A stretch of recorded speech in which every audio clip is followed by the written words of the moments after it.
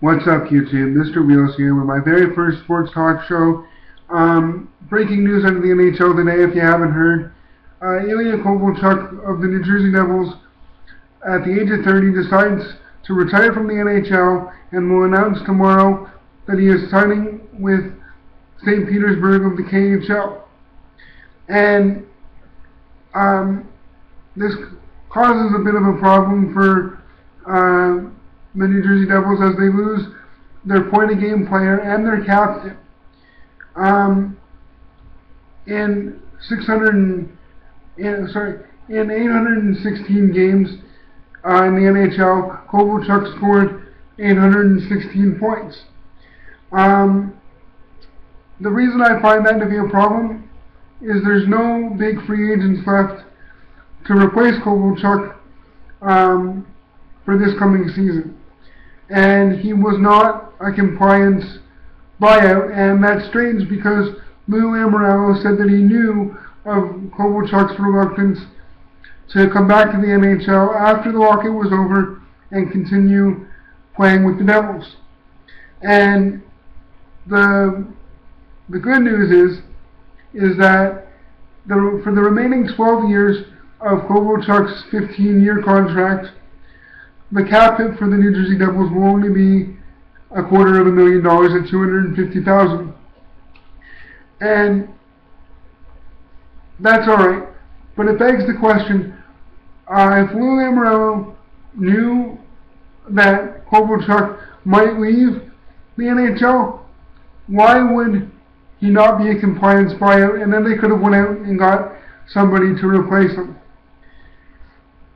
And Kovalchuk said that he was quoted as saying before the lockout was over that if he could have stayed, his heart was in Russia, is what he said, and if he could have stayed there, he would have.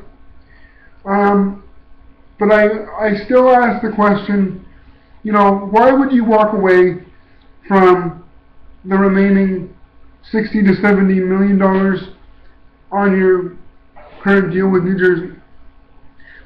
If you felt this way, why did you sign that deal for 15 years and then leave after 3? It's fine if you want to leave. I get it. You're from Russia, you want to play there, fine. But what you're not doing anybody any favors, including yourself, by signing a 15-year deal and only playing out 3 of them. And this announcement, guys, comes only a day after Alexander Burmistrov of the Winnipeg Jets announced that he would sign with Akbar Kazan for 2 years in the KHL as well. But the difference is that he was a free agent, and he wasn't very happy in Winnipeg. Kovalchuk has not said that he wasn't happy in New Jersey. He just said that he wanted to leave. And I am scratching my head as to why he would sign such a long contract just to leave 3 years after doing so. And this also raises the question as to who might be next. If Jenny Malkin just signed an 8-year deal with Pittsburgh, and I'm thinking that he might do the same. Play out, 3 years, maybe even one or 2, and then find a way to get out of his contract and leave for the KHL. And the reason it's so shocking is because Kovalchuk could have been bought out with the compliance buyout, and New Jersey could have got somebody to replace him. And, now there's no big free agents left. New Jersey could have got Stephen Weiss, Valtteri Filppula,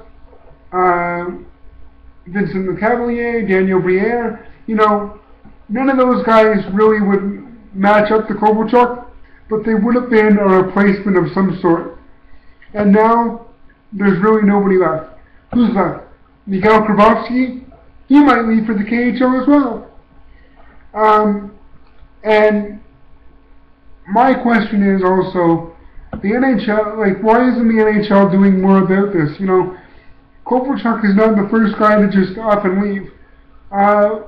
Alexander Radulov almost did the same thing last year with the Nashville Predators. Came back, and there was this big hype about him coming back to finish his entry-level deal that he walked away from years earlier, and came back, played a few regular season and playoff games, and then up and left again.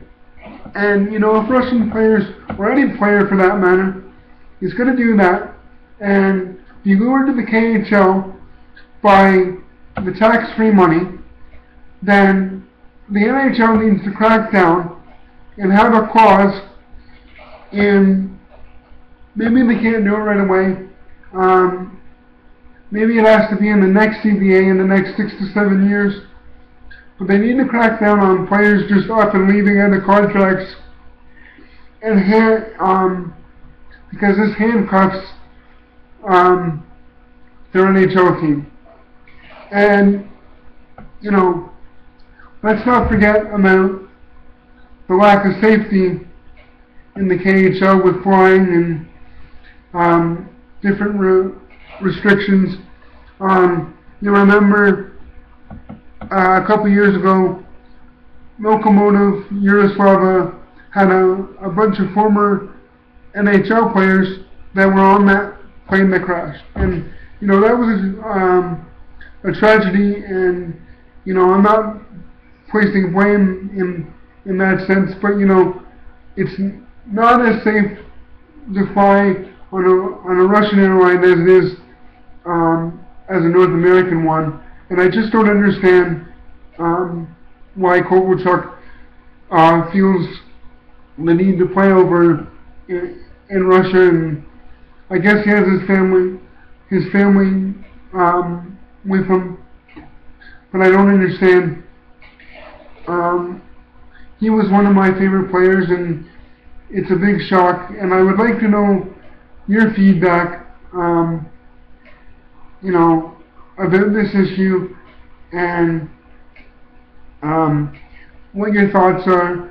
And if you want to know, if you want me to talk about other sports topics, other sports, whether it be basketball, baseball, other things to do with hockey, I'm going to be doing these shows from here on out. But if there's something you would like me to talk about, feel free to tell me.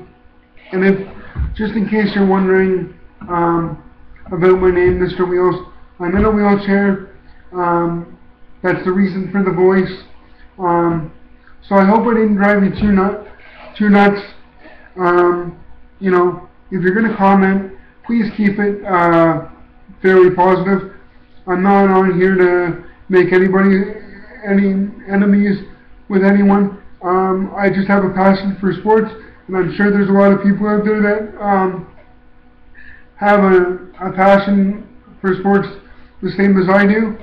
And this thing with Kovalchuk was shocking news, so I thought it was a good topic to start my videos off with. I hope you like it, and thanks for watching. Stay tuned for the next video.